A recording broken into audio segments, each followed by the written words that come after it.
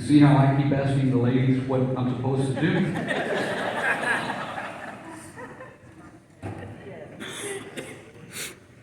I'm glad that everybody was brief, because I'm not going to be.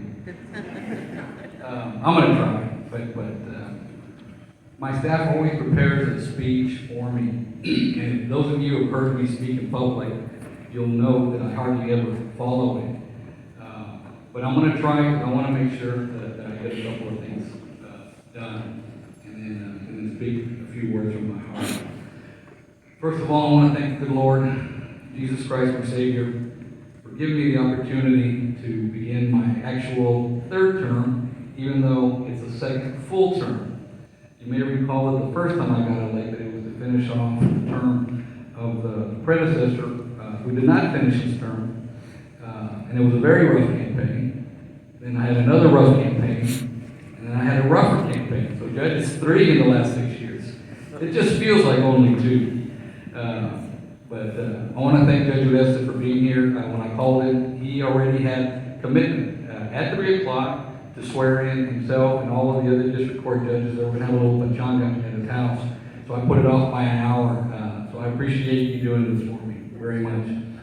If you need to leave, you are free to go without any contempt of court concerns. I want to thank my family, my mom, strongest person you'll ever meet in your life. For those of you who don't know, my family has had tragedies. There was 5 siblings. I had 3 brothers and a sister. There's only 1 brother left. And my parents, much to my surprise, were able to make that through, and were able to guide me in a way that's got me to this point. So it's hard to believe that here we are in the span of 6 years having another swearing in ceremony, but I would not be here if it wasn't for the strength, guidance, and wonderful mother that the good Lord gave me. Thank you.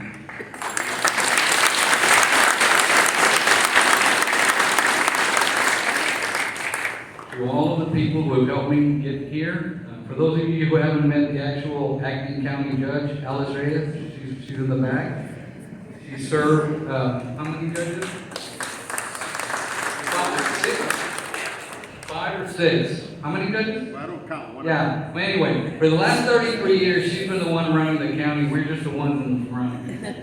So I want to thank Alice and my office, Anthony and Melissa, and obviously our county administrator, Pete Sepulveda, because without them helping me get my job done, I wouldn't be able to accomplish any of the things that I've been able to get done. To my campaign team, and in particular, I want to thank my law office staff. For those of you who don't know, I still practice law occasionally, although time does not permit it near as much as people may think. I want to thank Janie, Yesenia, and Pastor Joel for all of their hard work keeping my office running when I'm busy being county judge. So please give them a big, big round of applause.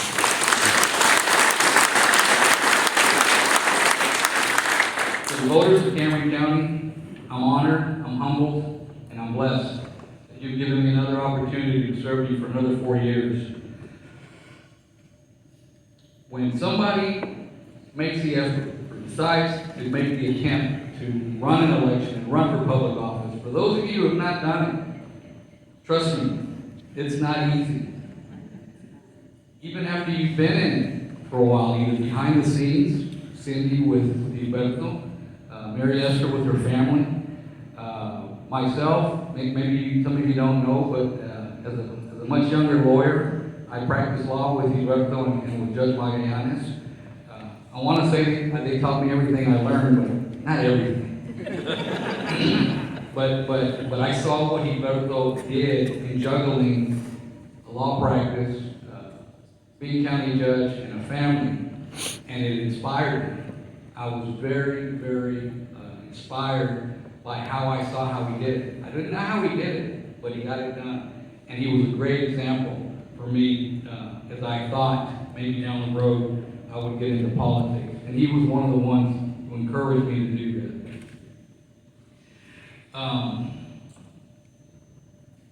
Today's January the 1st. Yes, that's the law in Texas. And maybe it's because everybody's supposed to be tired, maybe a little bit achy in the head or in the stomach, and they figure nobody's going to pay attention to these ceremonies. But we've been blessed these last couple of times to have so many of you, of our family and our friends, join us. I know it doesn't seem like a big deal that the swearing in takes all of 2 minutes. It's a quick oath. But what it means and represents to each and every one of us as public officials, as elected officials, especially after a rough campaign, primary or general election, it really, really means a lot to have this short ceremony and to have so many of you that were involved. To all of you that helped me on my campaign, there's so many of you to name. I see many of you here. I want to thank you from the bottom of my heart. I wish I could name each and every one of you. Mary Esther tried.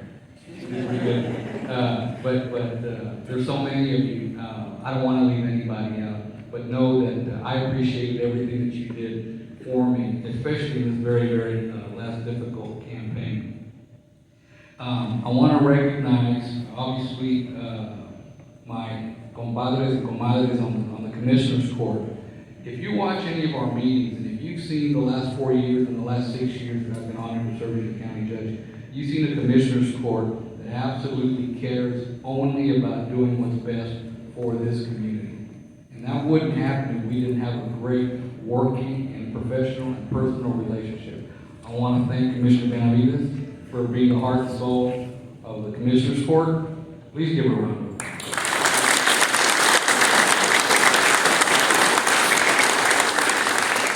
I want to thank Commissioner Gus Reese, Precinct 4. Congratulations on your re-election, Commissioner. And thank you and your family for being here today. I know that the Bears are playing, right? So we'll put it on DVR and record it. I also want to congratulate and thank Commissioner Joey Lopez, also on his re-election and for working with us. I want to thank Commissioner David Gutsa for his hard work and support and being the elder statesman on the Commissioner's Court.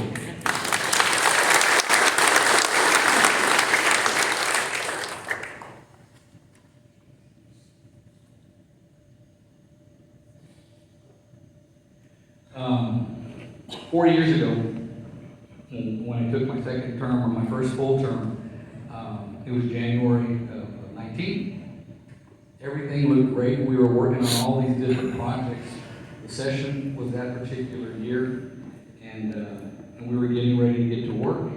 We were planning things. For those of you who don't know, I served over almost 5 years as a chairman for the Texas Border Coalition, which is a coalition of elected officials from Brownsville all the way to El Paso. And I'm the incoming chair for the CUC, which is the Council on Urban County, which is an organization of the 25 largest counties in the state of Texas. Why do I mention that? What does that mean to Cameron County?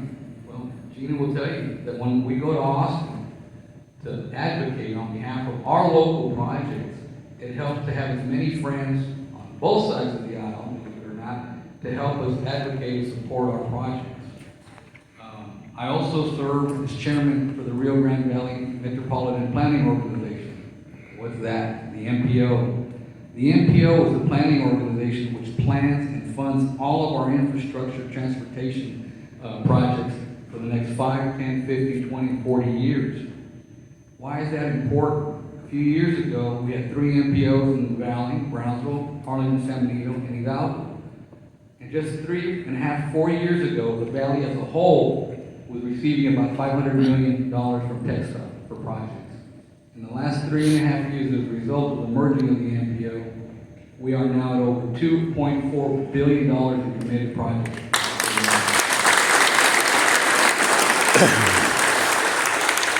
I mention that because going back a little over 20 years, 21 years, I was having dinner with Cindy and with Gilberto on Friday, September the 14th.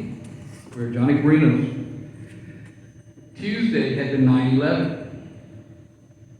9/11, obviously, for those of you like Mary Esther and I who are old enough to remember, was obviously a traumatic day. And 3 days later, we were still in a fog and not quite sure what was going to happen and what was going on. We're having dinner. It ended up being a late dinner. We may have had a bottle of wine or two. And he gets a call after late. And unfortunately, the causeway collapse had occurred. We did not know whether it had anything to do with 9/11, but the concern, obviously, was that maybe it did. Unfortunately, I believe 11 or 13 individuals lost their lives that evening. And I remember Huberto being at the scene that night, probably for the next 36, 48 hours. And I saw what a leader has to do in a moment of need or emergency. I bring that up because snap back already 3 years, ladies and gentlemen. 3 years ago, we're going through our lives, but there was this little stuff going on over in China, supposedly about a new virus. It's an agent in China. What do we have to worry about? January 20? Currently, the administration at the time didn't put much stock or attention to it. February rolls around. Well, what do we care about in February? Stargates or whatever. Thank God we were able to have it. But we were starting to hear the rumblings and things going on in Europe. 2 weeks later, my fiance and I are in San Antonio, enjoying a concert, take a couple of days off, at least I thought. And that night, the NBA canceled its season. And I said, holy cow, I probably some stronger words than that. And I said, we've got to get back.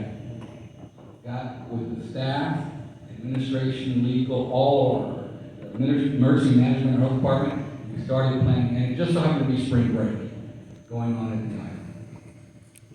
Lo and behold, the pandemic hits us, and I was thrust, as the commissioner's court was, in a moment of emergency, and something that none of us could have ever been prepared for. So I prayed a lot. I asked for guidance. I talked to as many people as I could. I listened to as many people as I could. And whether you agree with me or disagree with me, everything I did was for the benefit and protection of the people of this community that I was tasked to serve.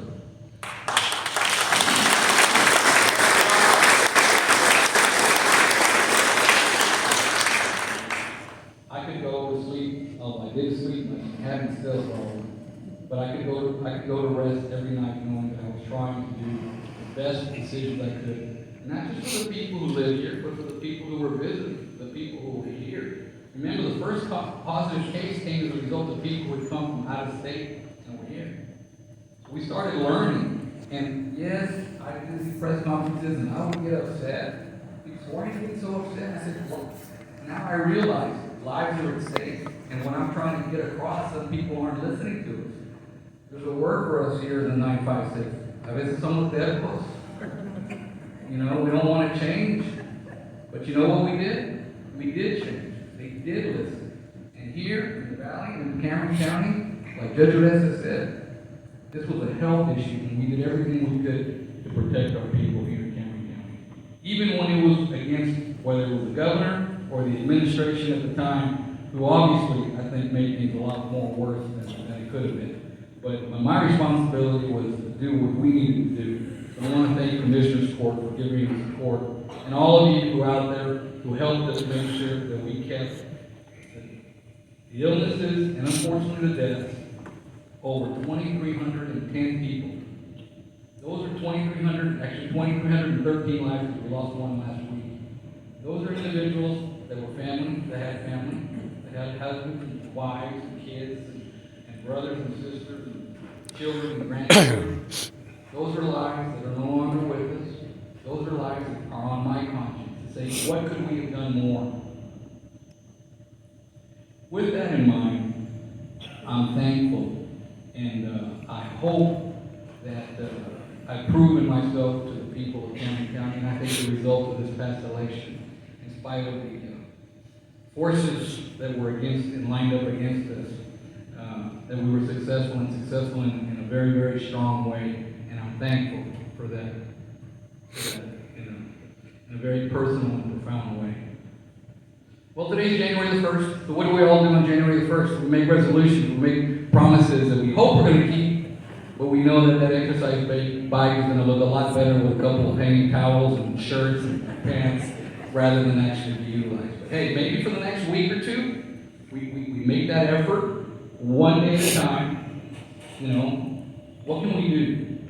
We can renew ourselves. We can renew our commitments to our families. We can renew our commitments to our friends. We can renew our commitment to help those that are with us in the trenches, that are helping serve our community. We can do it to help our support our law enforcement, all of our law enforcement that are over there risking their lives, all of our emergency first responders, all of our health professionals, our doctors, our nurses, our essential workers. Remember, that's a new word, our essential workers. Thank God for the people putting the food on the shelving that we took for granted, and the toilet paper.